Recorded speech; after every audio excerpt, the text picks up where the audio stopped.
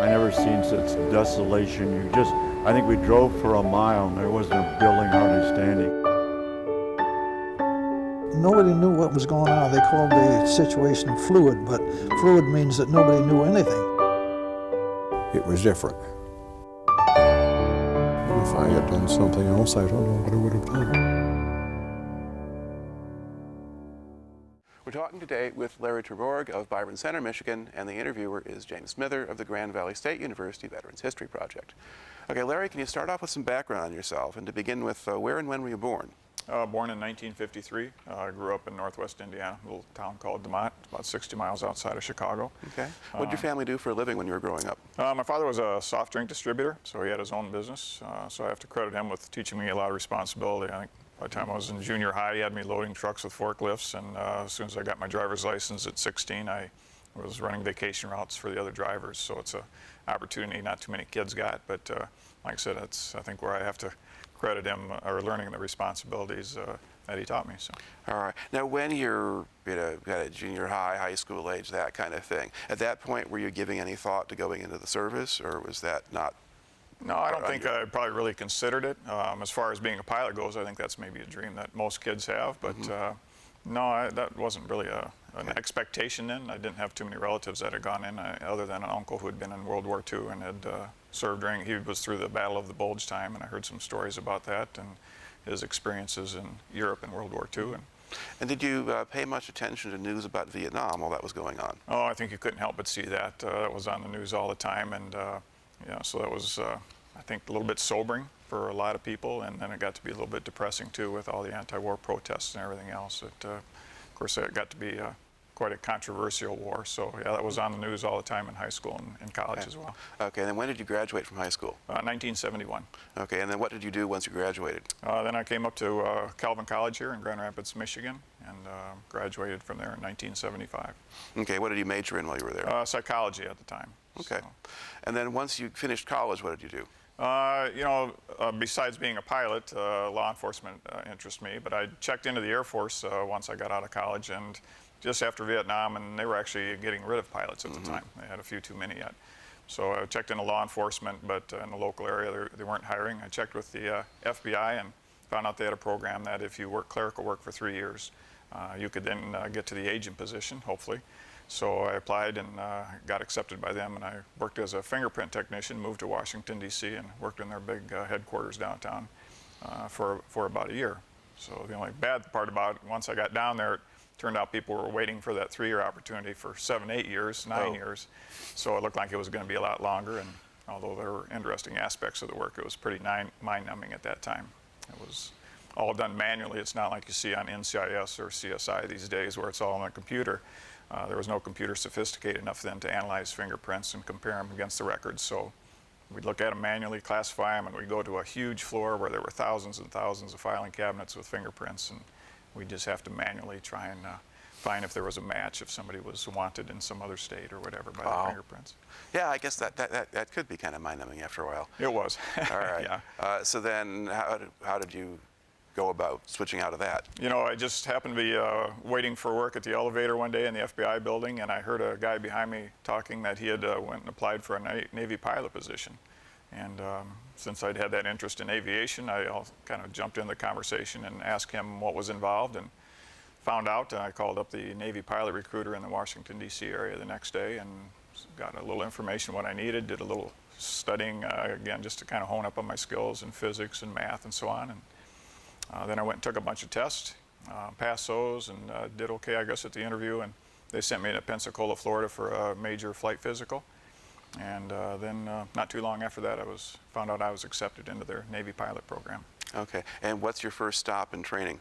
It would have been Officer Candidate School. When you get on as a Navy pilot, to be a Navy pilot, you have to be an officer. To be an officer, you have to have college. So you could either go through the academy or an ROTC program. The only problem with those is they train you as a naval officer first. And depending on what billets are available when you graduate, you might end up being a pilot or a ship driver or a supply officer or what have you.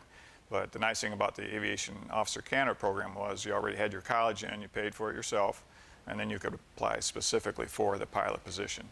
So I was accepted into that, and then there was 3 months of officer candidate school, in Pensacola, Florida to start with. And that was pretty tough. It was basically like a real tough boot camp. They borrowed some of the toughest Marine drill instructors from Paris Island, and they used those for the pilots and the navigators for their officer candidate program. So yeah, it was a very memorable 3 months. They beat us up. Well, I shouldn't say that. It was a tough program. We had classrooms, anything from navigation, naval history, things like that. And we also had a lot of physical training and a lot of stuff in the pool. As a naval aviator, you obviously flew over the sea all the time, so we spent hours in the pool in different types of survival swim techniques and so on. And I'll never forget, because everything was done with a flight suit on too. So if we had to swim a mile, it was with a flight suit on, or swim underwater for 75 feet, it was with a flight suit on. They would put you in a simulated cockpit. It would run down a rail, flip upside down, and then you would have to get yourself all unstrapped. And just, like I said, a lot of survival type training that was geared specifically for Navy pilots. What kind of attrition rate did they have in there? That was pretty high. I would say with our class we did pretty good. I think we lost 3 people out of 30. Okay. The process just to get in, I know it was up in the thousands of applicants per position available, but we normally would lose some during officer candidate school, and they gave you, if you dropped out at that point, you were free to go home. There was no obligation at all. But yeah, they weeded out quite a few at that point, and then some more through the different segments of flight training as well. But I think the average class probably lost at least 10 to 20% of guys would drop out. All right. So you do that. That's 3 months. And then what's the next stop? At the end of that time, then you were a commissioned officer. I became an ensign in the Navy. And then at that point, I went to Whiting Field, which is close to Pensacola, and started my primary flight training. And that was with a great big old radial prop. And that lasted for about 3 months. And I think the one thing I remember is how hot it was. July and August and so on in Pensacola, Florida, or near Pensacola, Florida, and then the canopy over the aircraft with no air conditioning. I think it got to be about 110 in there usually before a flight.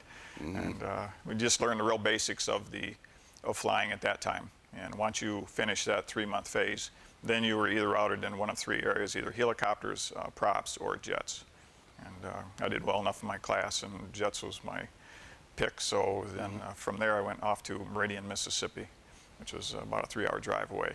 And that was where I started my primary jet training and then advanced jet training as well. Okay, and what kind of aircraft do you train in for the jet training? For the jet training, the T-2 Buckeye was the first stop. It was a small twin-engine jet.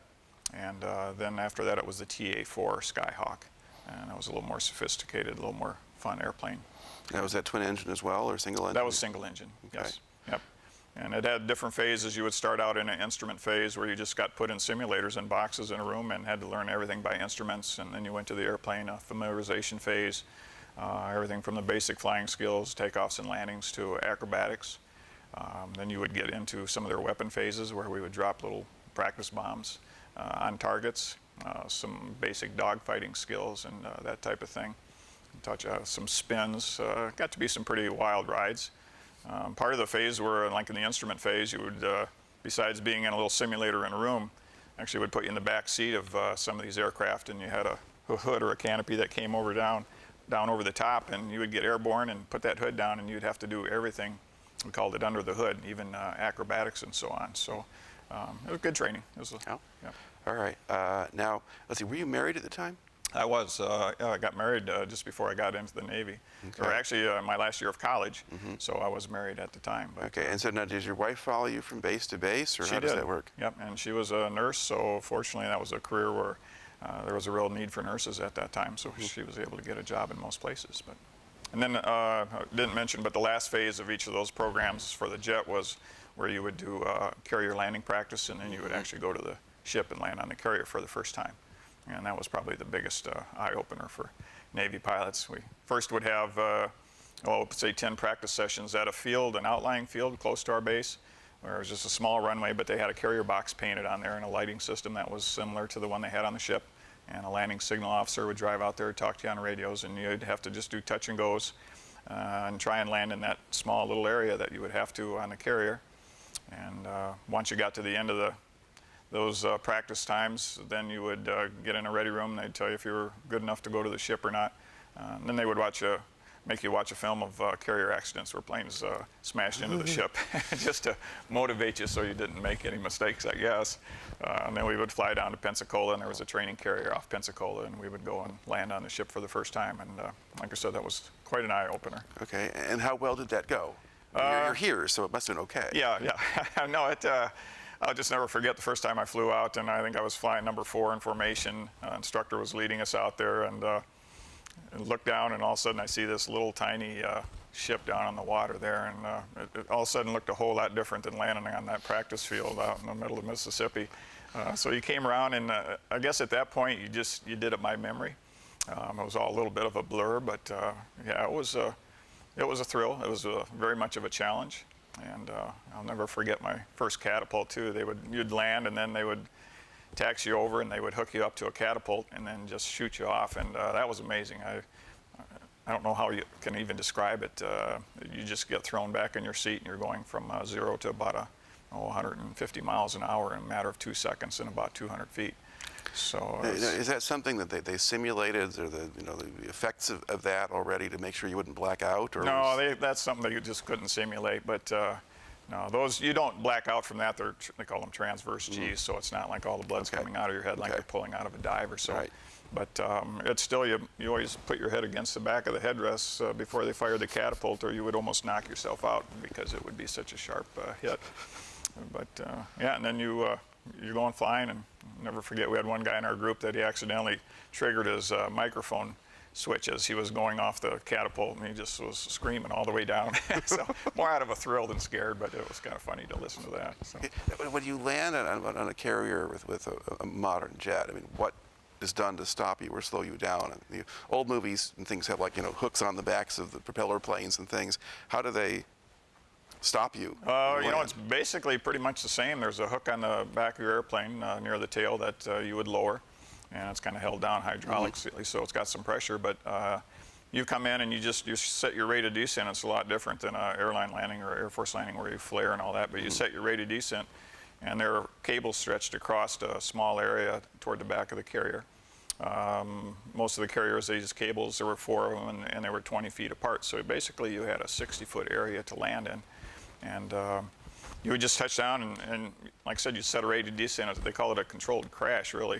And then once you hit that, your tires were able to ride over those cables, but then your hook would hopefully snag one of them. And there were big hydraulic cylinders down below the deck, and it would actually let that cable then run out probably about 100 feet.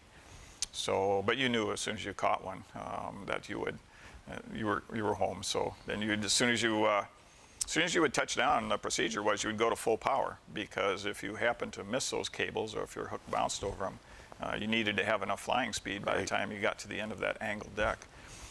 So, like I said, as soon as you touched down, you went to full power, and then if you missed a cable, you would get airborne. But if you caught one, you knew it right away, so then you'd come back immediately on the power, and they would get you out of the arresting gear, and you'd taxi around to wherever they needed you. Okay. Now, do you have any recollection of how the rest of the guys in your flight did when you made that first landing? Did they all make it land safely, or? I think in our group, I believe there was only one person that didn't get through that group. We lost different ones, in different areas of the flight training. Some just couldn't fly instruments very good. Some couldn't bomb very well. They just weren't accurate bombers. Some didn't like the dog fighting. You always lost maybe 1 or 2 in the carrier phase or whatever. But everybody actually did pretty good during that time. So. All right. Now, do you have another stage of training past this now, or? Yeah, once you got through the T2 and the A4, the advanced stage, then that was a big deal. You got your wings of gold, and they pinned those on you. And then at that point also, they would select which community you go to, whether it was a fighter community, attack, anti-submarine, or whatever. So out of Whidbey Island, my preference was the A6 Intruder, and that was based either in Oceana, Virginia, or Whidbey Island, Washington. And I got selected to go to Whidbey Island, Washington. So packed the family up, and by this time we had a little daughter as well. And first had to stop in San Diego, went through a little more advanced instrument training class in the TA4 out there, and also some survival schools in that area, and then ended up in Whidbey Island, Washington. And there I went into what was called the RAG, or Replacement Air Group VA-128, and that was where they taught me to fly the A6, which was the aircraft that I would fly off of the ship. And that program lasted for 6 months. And again, you went through all the basic phases again. Instrument familiarization, a lot of bombing, and a lot of low-level flying with that aircraft. It had a real sophisticated ground mapping radar, and we would fly a lot of low levels strictly on instruments.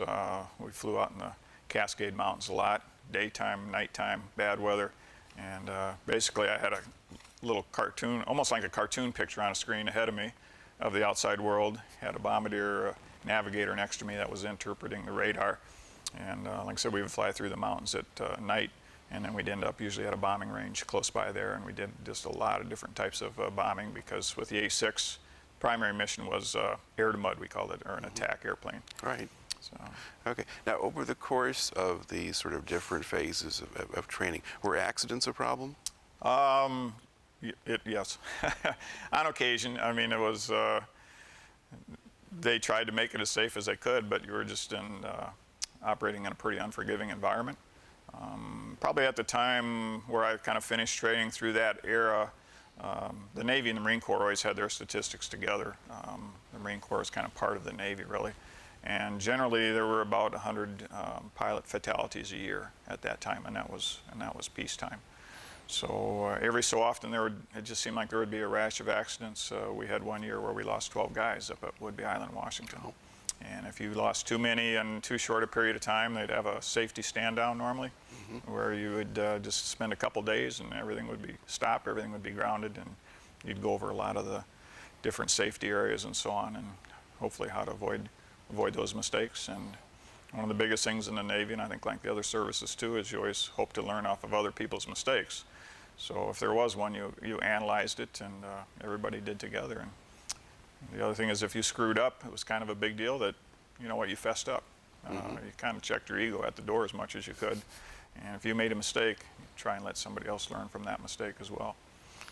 Yeah, one kind of thinks of pilots as people who often have rather substantial egos. Was it hard for people to own up to the mistake and move on?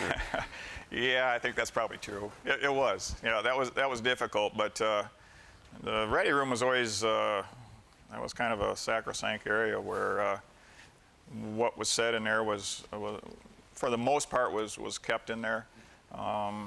You know, again, you tried to leave your ego, but that was a problem. Yeah. To be a pilot, you did have to maybe have a little bit of an ego, or at least a lot of competitiveness. Yeah. Probably would be a more flattering term. It just takes an awful lot to be a pilot in the first place, and so you need to have some of that kind of drive, I think, to go do it. Yeah, and like I said, it was very, very competitive. When we landed on the ship, every single time that you landed, or even on the practice airfield, every single landing was graded. When we were on the shipboard squadron, we had a greenie board, you call it, and everybody's name and every grade for every landing was up there, and how well you did. That was a big competition between the squadrons, even how well everybody landed on the ship. With bombing, we had bombing competitions all the time. So, yeah, competition, I guess, helped drive you, make you a better pilot. So. All right. Now, as you went through the different stages, did you have a sense of how many of your instructors were themselves, say, combat veterans, if they'd flown in Vietnam, or not something they tell you about? No, oh yeah. We probably, I would say at that point, by the time I got to the Replacement Air Group for that training, that was 1979, so, Vietnam had been over for, what, 6, 7 years. So probably 30%, the senior officers had been through Vietnam. And yeah, you did get quite a few stories from that. And that was a very tough time, especially for the A6 community. That was, they did a lot of, they flew into North Vietnam a lot of low-level flying. Some of the squadrons, particularly, one squadron left with about 28 airplanes. I think they came back with maybe 8 of their original aircraft. They were either too damaged from battle damage, or they had been shot down. So yeah, again, it was a tough time for the A6. There was a lot of things they learned from Vietnam, a lot of things they learned to improve technology and so on. But a lot of stories, and it wasn't a particularly good time. The wives there, some of the senior ones talked about, it was just they saw the black sedan come around the neighborhood. That was something they dreaded to see, because and hopefully it didn't pull into their driveway, I guess. So. Yeah. Aside from that, did you notice or observe any effects of kind of sort of the legacy of Vietnam, or attitudes or mentalities that created, or was everyone just focused on doing their jobs? You know, at that time, fortunately, I think that the public attitude had shifted. And I first noticed that when my wife and I moved to Washington, D.C. with the FBI. We got to spend 1976 right on the Washington Monument. You know, that whole Capitol area, they had a huge fireworks display and everything else. I'll never forget, Vice President Rockefeller was speaking. Johnny Cash was, there was 1 million people out there, and he led the people in some patriotic songs. And to hear 1 million people sing God Bless America, all of a sudden you could feel, I think at that point, that I think people realized how badly they had treated the service members in Vietnam. I think there was some regret there, and all of a sudden you could see a little bit of a shift more toward patriotism. And then once, like in 1979, again, I think that there was probably a new respect for the military. So the attitudes, yeah, definitely shifted by that point. Okay. Now go back to your main story here. So you basically spent, what, about 6 months on Whidbey Island initially, or how long? It was 6 months training. So I'd had 1.5 years training to get my wings. Right. And then 6 months in the A6, which I'd fly off the ship. So now I'd spent 2 years in training, plus the 3 months officer candidate school. And now I finally arrived at my fleet squadron, and I was the new guy. Okay. So after 2 years of training, then you're the new guy. And so I joined my fleet squadron. They had just come off of an 8-month cruise. And what they do normally, the rotation is you'd have a cruise, and then you'd have about 8-9 months at home for a squadron. But during that 8-9 months at home, the first month or two, they would just stay at Whidbey Island. And then you would start a workup cycle, and that was to train for your next cruise. And you would go away anywhere from 6 days to 6 weeks. We would sometimes go down to Fallon, Nevada, and have a big weapons detachment down there where we would fly low levels and all kinds of targets out in the desert that we would bomb. Then we would go down to the ship, which was based in San Diego, the USS Ranger, and that would pull out to sea there, and we would have practice, you know, carrier landings again. Then we would fly off the ship sometimes into targets in the California area. Other times we would go even maybe all the way to Hawaii or back, or up to like Vancouver. We made a trip up there. So you would operate for that amount of time, and then once you were done with that workup cycle, and you had a lot of different test evaluations, and they basically, the higher-ups would bless your carrier and your squadrons that, okay, you guys are all ready to go. You went through a lot of inspections and tests and so on. Head to the Western Pacific and Indian Ocean. Okay. So. Now, over the course of that phase, then you're kind of getting integrated into the unit. Is there some kind of a process? I mean, or what do you do to get yourself accepted or become part of the group? Oh, I think, you know, by that time most guys are pretty good team players. It was a great group of guys. That's the one thing that I will forever miss about being in the Navy, is the camaraderie. Because in a squadron, normally there were 30 aviators, 15 pilots, 15 navigators, a couple of maintenance officers and a weapons officer and so on, a couple of intel officers. But then you're a group. You take your airplanes, you take all your enlisted personnel. There's probably 250 enlisted that work under you, everything from maintenance to clerical work and so on. And you travel as a group. But you do have to prove yourself. I mean, there's no doubt about that. You're a nugget, you're a new guy. In the ready room, we all got assigned chairs. You put your little name tag up on a chair there, and of course the new guys, they got relegated to the back row, and then as you got more senior, you moved up. Yeah, you had to prove that you were a team player. You had to prove you were good enough, that you could land good enough on the carrier, and yeah, a lot of times we did so much in formation, so many big exercises where you would fly into a target area in a group. So it was on occasion a guy just didn't fit in, or maybe didn't have the skills either to be part of the group. So every so often, not as often, but every so often we would lose somebody. They would be asked to leave. Now, for you, was it a fairly smooth transition? Could you just go in and do it, or? For me, it was. Yeah, I got along with everybody pretty well, and you know, I was competitive. I learned that, I think, from sports in high school or whatever. But it went well. I enjoyed working hard. My dad taught me that. So yeah. And I guess once you show you can physically do the things that you're supposed to do, then you're not creating a problem for anybody else. Correct. Yeah. Yeah. Okay. So when do you actually start the first real cruise? Well, that was after I joined that squadron. Like I said, we had a workup cycle for about 8-9 months, and then we left for points west. You first stop in Hawaii, and then we had an exercise around Guam. You stop in the Philippines for a major resupply of the ship with a lot of different weapons and so on. And then we headed for the Indian Ocean. And that was where we spent probably most of the 2 cruises that I was involved with. Okay. So basically, when do you get out there, I guess, is the question in terms of calendar or year or date? Well, it just depends on the cycle. Like Whidbey Island had 6 different active duty A6 squadrons assigned to different ships, but we would... But in your case, when did you actually go to sea? In my case, that first cruise, I believe, I'm trying to remember even now, I think I probably left in about April, I guess it was. Of what year? And that would have been 1980. Okay. Yeah. And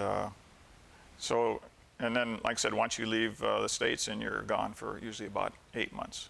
So, and the one thing I'll never forget is, I guess I didn't realize the sacrifice of the service people and the guys in the Navy, but I think we'd been gone for 6 months, and we were just around Guam or somewhere still doing some exercises, and it already felt like 8 months. So it did feel like a really long time. In that era, I mean, how much communication do you have with home? Not much. Nowadays, I think they have satellite email and all that. Yeah. Once we were in the Indian Ocean, it would probably take 3 weeks at least to get a letter back and forth, and sometimes you wouldn't get one for a week, and then all of a sudden you'd get 5 of them. News came out on the old newsreels, so we would see news that was a week or a week and a half old. The same with Super Bowl games or whatever it was. So that was. Yeah, communication was pretty tough. We got most of our mail and so on would get flown out. There was a type of a transport aircraft that could land on the carrier, and they'd sort of bring the mail out to us when we got somewhere close to land where they could fly into a port and get the mail delivered. But no, it took a while. All right. Now, I guess the time you're out there, I mean, this is the Iran hostage crisis is going on, and you're going to the Indian Ocean. Did you have any particular missions to carry out, or were you just kind of out there? Or? Just out there a lot. The biggest one was be ready to go if we needed to do anything because of the Iran hostage crisis. Our carrier itself wasn't involved in the one rescue attempt. I guess it didn't go very well. But we were constantly there if we needed to be. If they were ever going to have a force that went in, and we were there to support that. We were constantly monitoring Iran, running up and down the coast and so on. Some of our aircraft would monitor, any electronics that they had. I don't know if you remember, but we had sold the Shah a bunch of F-14s, which was the fighter, most advanced fighter that we had on the ship. So we were concerned about those F-14s coming out from Iran. But when the Shah fell, those F-14s are mostly maintained by a lot of contractors. They did not have a lot of technical support there within the local population. Right. So I think once all the contractors left, there wasn't many people that were adequately trained to maintain them. So we didn't see a lot of indications that the F-14s even got airborne. But that was a big concern that we had. Okay. Now, had the Iran-Iraq war started by that time? It was. Yeah, that's. See, my memory fades me on that one. That may be probably about a year. That might be about a year later or something. But it starts in there somewhere. Yeah. And then that's going to generate more activity. Right. Yeah. That, of course, that one was so far inland and clear up into the Persian Gulf. Then, so that really wasn't a concern. It was just more about if the Iranians too. We were a little concerned about them sending some of their smaller little PT type boats out toward the carrier. So we were constantly monitoring that to make sure that they didn't have some suicide type mission or things like that. And then. The other thing too, at that time, that was still during the Cold War era. And one of the things we always had to watch out for, or keep tabs on, was the Soviets. They always had fishing trawlers, quote, fishing trawlers, with a lot of electronic gear that would follow the carrier. And we had to, back then in the old days, and it's sad to say, but all the trash got dumped off the back of the ship. And anything in the ready room that had any names on it, any type of confidential thing, all had to be shredded. The bags had to be, before they were dumped, poked with holes so they would sink, because you could see those Soviet trawlers trying to pick up bags of garbage to see whatever they could find out about the carrier in any way that they could. Every so often we would have a Soviet ship or a plane come out and overfly the carrier, and that was always kind of a big deal. I can remember flying just off the wingtip of those, if you remember the great big Soviet Bears, those huge 8-engine counter-rotating props. And that was an odd feeling. I mean, right on their wingtip, and you could see their pilots in the cockpit, and I know they could see me. And you know, you'd think, man, if this guy and I were, you know, back home at a happy hour, we could have a drink together or whatever and probably get along and talk flying stuff. But because of the politics or whatever, or, you know, I guess it's an enemy, so it was a little bit of an odd feeling, I guess, to see somebody up that close. Okay, now the carrier will have a group with it, right? It won't just be the carrier all by itself. You'd have smaller ships or escorts or... Correct, yeah, we always had some cruisers, destroyers. There was usually a sub with us. We never saw them, but they were there with us too to protect us from anti-submarine assets and so on. So, yeah. Yeah, so it's not just you and the trawlers out there. Oh, no, no, and like if we'd pulled it in port somewhere, there would probably be anywhere from 5 to 10 ships total, so, yeah. Okay, and then where did you go into port? A lot of different places. You know, the Philippines was a major resupply port. We pulled into Singapore, Sri Lanka, which is just off the southern coast of India. We pulled into Kenya, which is a really interesting place to go visit. Some of the places we could pull into port, some of them we had to anchor out of ways because the carrier was so big. And then you got to have a little bit of shore duty and so on. So that was kind of fun as well. We got into Australia, but we did spend, because of the Iranian hostage crisis, they always wanted 2 carriers on station at a time. That was a lot of assets because it took a while for them both to get there as well. So we spent, first time I think we went 102 days without a port call, and that's a long time at sea. So they wanted to try and reward us somehow, I guess, and we weren't allowed to have alcohol aboard the ship.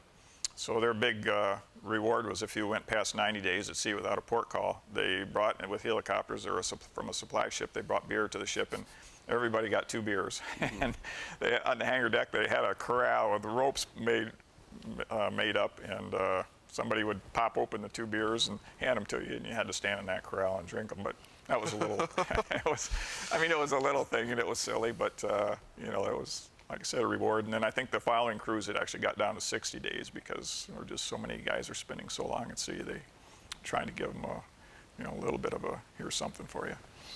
Okay. And do you have particular memories of kind of going ashore, different places, or particular things that you saw or got to do? I think the biggest overall one is I used to think that what I wanted and what I needed were pretty close. And then you get into the Philippines and Sri Lanka and Kenya, and you see how most or a lot of the people live. A lot of those people would love to live in my garage. And all of a sudden I realized that, you know, what I wanted and what I needed were a lot farther apart. So that was kind of a bigger overall impression, and unfortunately you forget that too quickly. Most interesting, I think, was Kenya. We got to take, carrier had to anchor away, so they hired a bunch of local fishing boats to come take us ashore.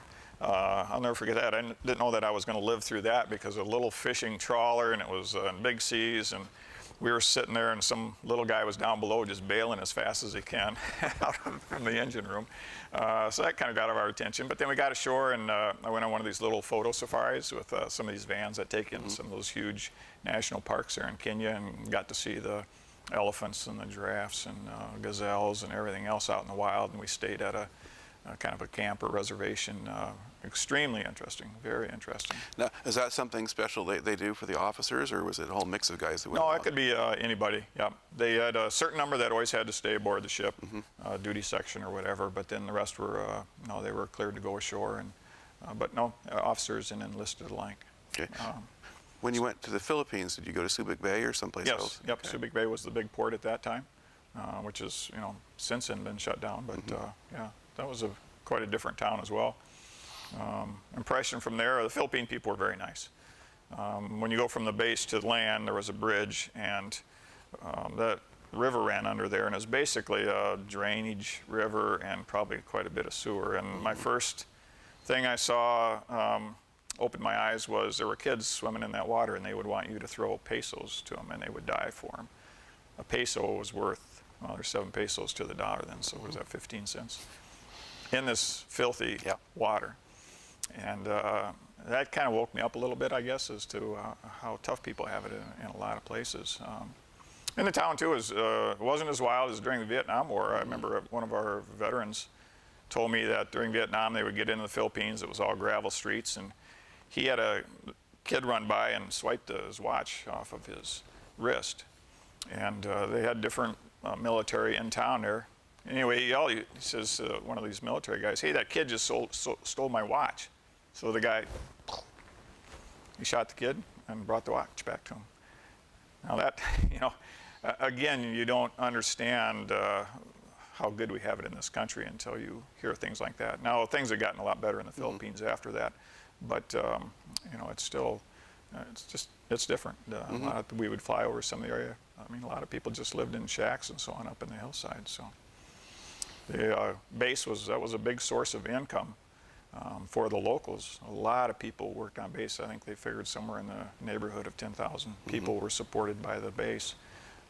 And that got to be kind of a political issue, and unfortunately a lot of people lost their jobs there. Right. So. Yeah. All right. Other things that kind of stand out in your memory from that first cruise?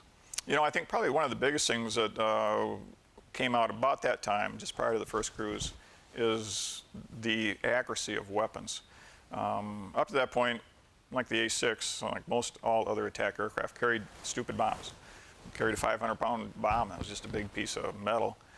You had to fly over a target, and even though you had computers aboard, it still was, when you're 450 miles an hour and you drop a string of bombs, you just kind of hope to hit the target. Now, it was much better than in World War II, where the accuracy was measured in thousands of feet. But still, you had to carry a lot of bombs and drop a lot of them, hope you hit what you were aiming at. Right.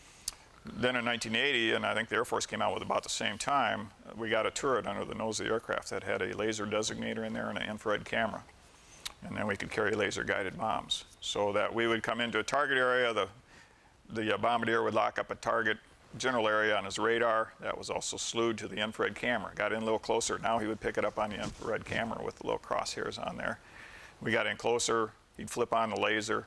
We could loft a bomb at that. The bomb would fall off, and some people think that it follows a laser beam down to the target, which is not the case. But it looks for that little area on the ground that's illuminated by that laser spot, and it has little fins on it that move, and it tracks toward that spot on the ground.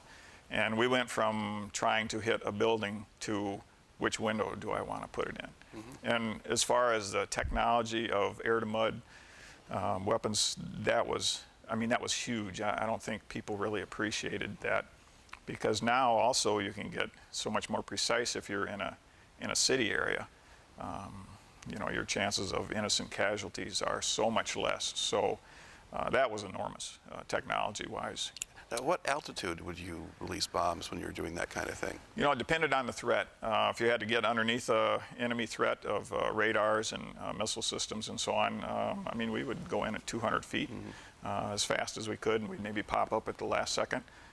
They did learn, though, from Vietnam and even from the Gulf War, it took them a little while, that it's almost better to go in higher, use all of your anti-electronic devices. Some airplanes were specifically made for that. Instead of when you're down low, you get so much of that small ground fire. I mean, just some guy with a rifle could shoot up in the air and get your airplane, and that did happen way too much in Vietnam. They lost a lot of aircraft that way until they finally figured out, you know, if we fly up high out of the anti-aircraft guns, out of just a simple guy with a rifle, we do have the missile systems, but we'll cope with those with anti-electronic means.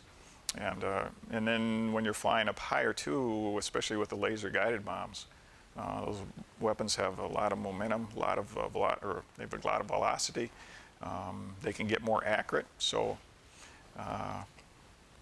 because I guess my impression has been that normally, if you wanted to hit something accurately, the lower you got, the closer to the target before you release, the better your odds of actually hitting it. It used to be that way.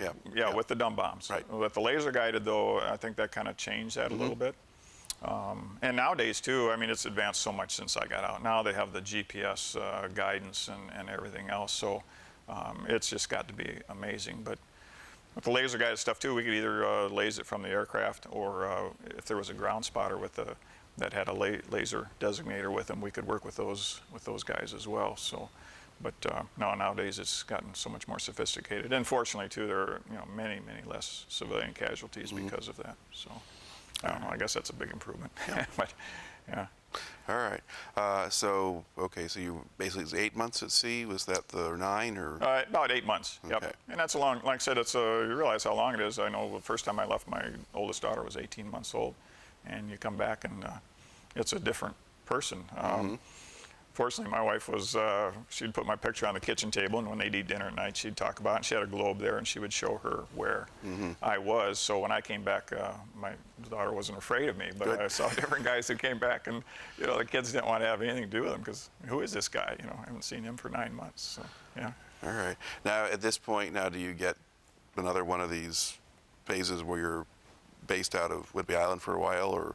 Yeah, then generally it'd be home for 9 months. We'd go through that whole workup cycle again, and then back again to the Western Pacific and Indian Ocean. So, and that's the flying out there. I mean, it was very challenging. The summertime, especially, they had a lot of dust and winds blowing off the Saudi Arabian Peninsula, and visibility would be down to just about nothing. You would have no horizon at all. It was like flying around in a big milk bowl at that time of the year. Nighttime was always the most challenging for naval aviators. If you ever talk to a naval aviator that says he enjoys landing on the carrier at night, he's lying. So, but because you would get out on a dark night, dark overcast night, I remember sometimes going up to the flight deck and you come out on the catwalk before you go to the stairs to climb up there, and nights I couldn't even see my hand in front of my face, and you knew that it wasn't going to be a fun night. So you would get catapulted off, and you were immediately in a dark hole. It'd be like if you, on a dark night, you closed your eyes and you put something over your eyes and you went inside a closet. That's how dark. There's just, you can't see any kind of reference. So landing became really difficult. They found that landing at night for naval aviators, their heart rate got up the same as if they were in combat situation where people were shooting at them, because it took that much concentration, I guess. If the inner ear fluid would start spinning around a little bit, you would be flying in, everything was dark, no horizon, no nothing. There was part of your brain would tell you, with this spinning fluid, oh, you're flying almost upside down, you better do something or you're going to die. And your other part would say, no, I'm looking at the instruments, everything is going good. And you look away for a second, and the other side says, no, you're going to die, you got to do something. So you're constantly fighting your own mind. And that was extremely difficult. That was the night landings were the single hardest flying of any type that I think that I had to do. Do they have lights on the deck, or is there something to guide you once you get close enough? They do have a small, just where the landing area is, a small area of outline lights, but it's very small, and then some center line lights. And again, where the cables are, there were 4 cables 20 feet apart, so 60-foot area to land in. You obviously didn't want to land too short, because then you turned into a fireball at the back of the deck. So they called that in the spud locker there. But you couldn't land too long either, or you would miss all the cables.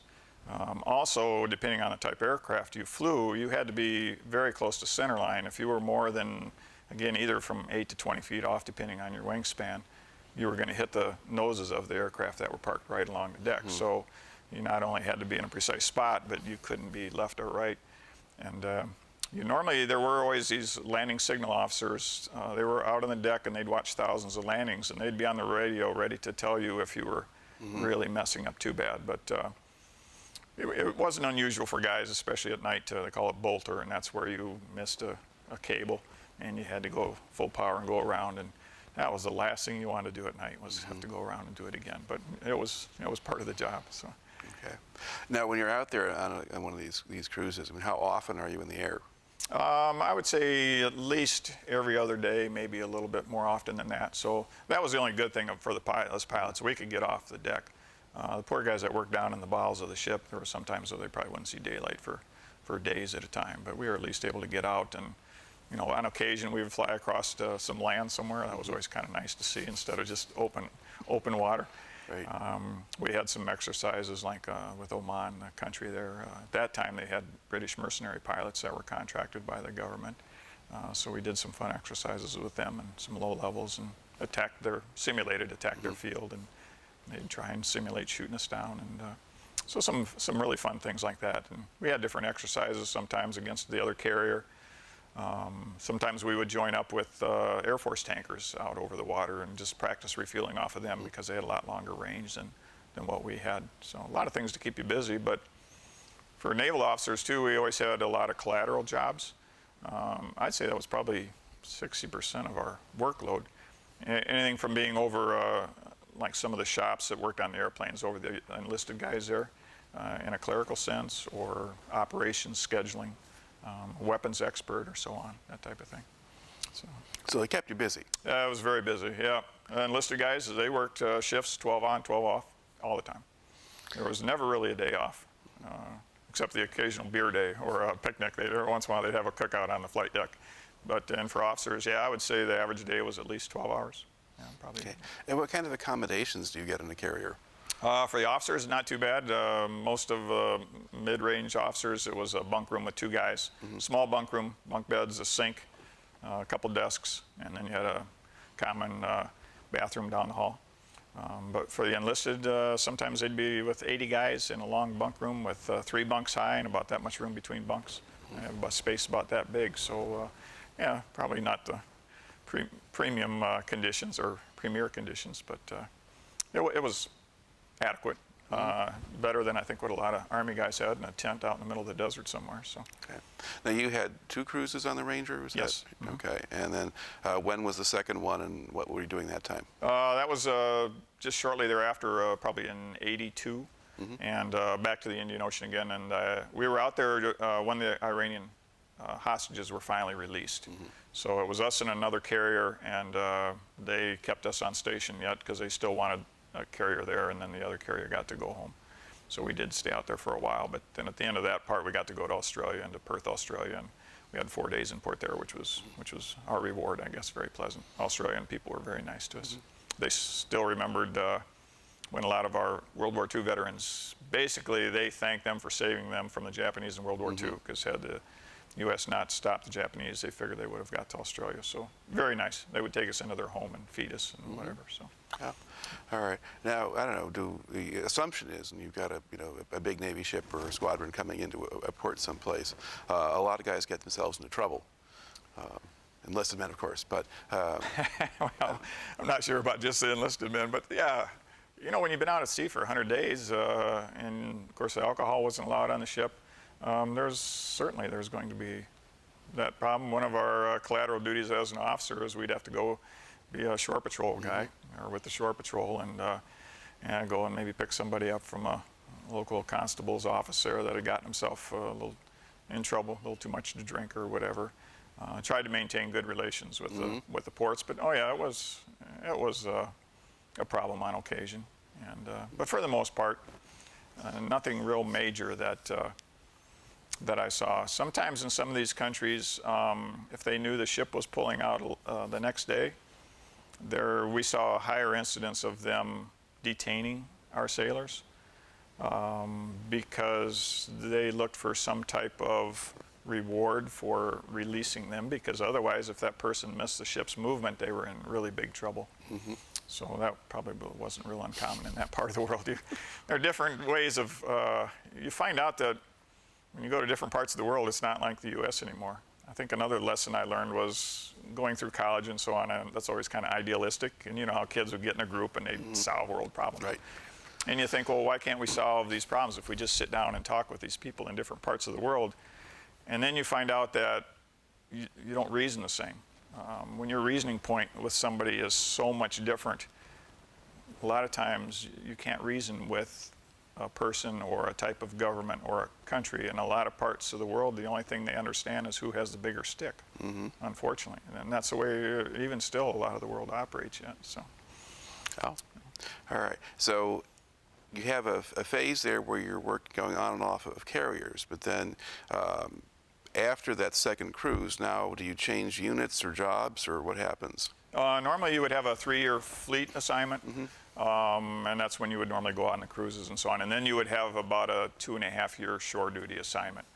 For most pilots, that involved being an instructor, either in like Meridian, Mississippi, or in Texas. We had several training bases. I was fortunate. I was able to go back to Whidbey Island to the V8128, the squadron where I went through when I learned to fly the A6. And be an instructor there. So we got to live still in the same place. We didn't have to move, and that was always a little more fun, I think, instructing in the fleet squadrons. Right. So then I was instructor pilot and trained both pilots and navigators, and again we did a lot of training through the mountains. We also would have some weapons detachments down to El Centro, California, or Fallon, Nevada, and we would go for 2.5–3 weeks teach our students bombing out in the deserts. We have just, individual bombing flights, or as a big group. We maybe take 12 airplanes into some of these big targets out in the desert as well. We taught them some formation acrobatics. That always got a little wild. And some rudimentary dogfighting stuff, even though we weren't a fighter, but we did teach them some of the basic skills of that. So. And now how long did you have that assignment? It would have been 2.5 years, but then after 2 years, at that point, as much as I love the Navy, I love the camaraderie, and I really enjoyed the flying. It's pretty hard on the family. And the one thing in the Navy, I think, as things went, the better that you did, it was almost the more you went to sea as your career progressed. And I just thought it was a little bit too big of a sacrifice on part of the family to ask them to go through that. So then I applied for the airlines, and I got an airline job after that. Okay. And then did you spend some time in the reserve still, or? I did for another couple of years. There was an augmentation unit right there at Whidbey Island that was associated with the RAG, the VA-128. Since I'd been an instructor there, I could fly sometimes with the reserve guys, and I also could come in and fly as an instructor with the regular fleet guys. So that worked out pretty well. So I did that for another 2 years until we finally moved from Whidbey Island to Michigan, and then I think I had about 10 and a half, 11 years in. By that time, then it was time to get out, time to spend more time at home. All right. So how long did you spend then? You were an airline pilot then? 25 years. Okay. I started with Northwest, initially based out of Minneapolis, then out to Seattle. I thought I'd be able to stay out there on Whidbey Island, but then they shrunk that base way back. Then I came and I commuted to Detroit from Whidbey Island, but that was just too long. So we moved to Michigan after a year. Flew out of Detroit, then I was based out of Boston for a while. Did a lot of Europe flying out of there. Came back to Detroit and finished up, and we merged with Delta Airlines my last 2 years. So I finished up with them, but 25 years total, and a lot of domestic flying in the U.S., all over Alaska, and then a lot of Europe flying to Amsterdam, Frankfurt, Paris, Scotland. We went from Amsterdam a lot of times to Mumbai, Bombay, India. So that was interesting because I got to fly down over Turkey, Syria, Iran, Pakistan, that area in the world. That made for some interesting flying. Also, sometimes I'd go to the West Coast and then from there to Japan. And then from Japan, I'd go to Beijing or Singapore, different places in the Pacific again. So. Yeah. Now, when the Gulf War broke out in '91, did you feel like you should have been there, or was it enough since you'd left that it's like not your problem? Or? Well, I think, yeah, I felt like I should have been there. One of the things about, I think, training that much is it's kind of like if you train for the big football game and you never went in, it would be a letdown. Now, training for war is different. You want to find out if you're really good enough to do it, or so on, or that how well you would do. But at the same token, that involves people dying, casualties, and so on. So you don't want to do that. So it was a mixed feeling. Yeah, you want to be able to prove yourself, but the toll for that is pretty high too. So I guess I was really pretty fortunate that way that I didn't have to do that. I think the only major conflict besides the Iranian Hajj crisis, which wasn't really a conflict, was Grenada. If you remember that, where the medical students were, I think, taken hostage there for a little while. But that happened while we were clear over in the Pacific, and we would just kind of get some of the intel on that. And there was actually kind of a big thing that came out of that small little conflict, was that everybody was involved, the Navy, the Marines, the Army, and the Air Force, and they found out back then they could hardly talk to each other. The communications equipment and so on, a lot of that didn't line up. So that was a good lesson learned out of there that they really refined, and I think really paid off, and especially in the Gulf War. So. All right. So I guess to look back over the time that you spent in the service, I mean, what do you think you took out of that or gained from it? Probably one of the biggest things is I don't think people realize the sacrifice of the servicemen. I mean, I was in peacetime, and I'd go away for 8 months at a time. I can't imagine our older gentlemen who were in World War II and in Europe for a year or two, or in the Pacific. In Europe in the cold winters, or in the Pacific in those hot, stifling summers with terrible conditions, and to go away for that long of a time, and your odds of coming back too were much, much worse. I know for Navy pilots off the carriers in World War II, their torpedo squadrons, the survival rate was, I want to say, down around 20%. Yeah, well, early on, that was certainly the case. They later had better aircraft and better protection, but yeah, initially, very, very bad. Yeah, but for, these are young guys that they know what the survival rate, and yet they do it. And they're gone away for much, much longer. And many of them, ended up in some of these prison camps and stuff like that. My hat's off to those older guys, because, again, just being gone 8 months from home, knowing what that's like compared to what they had to go through. Like I said, I couldn't say enough, couldn't have enough respect for them. And do you think you kind of took any kind of skills or knowledge out of that wound up helping you as you went on your own career? I think, well, the flying is obviously was necessary to get on with the airlines, and I really appreciated my airline career. Flying wasn't near as interesting, but the lifestyle was a little bit more comfortable, and to get paid to go to Paris or Frankfurt to have dinner probably beats being out in the ship in the Indian Ocean for months and months. But again, everything's straight off. So yeah, the flying skills are the best, and also I think the managerial skills in the Navy, because not only besides the flying, but a lot of times you had to manage up to 70, 80, 90 enlisted guys.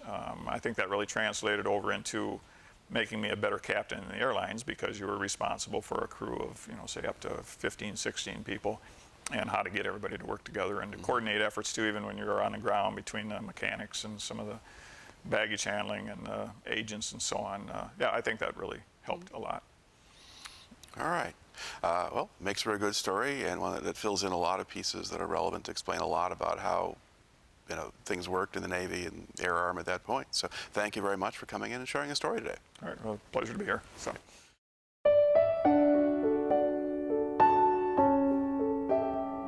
I never seen such desolation. I think we drove for a mile and there wasn't a building hardly standing. Nobody knew what was going on. They called the situation fluid, but fluid means that nobody knew anything. It was different. If I had done something else, I don't know what I would have done.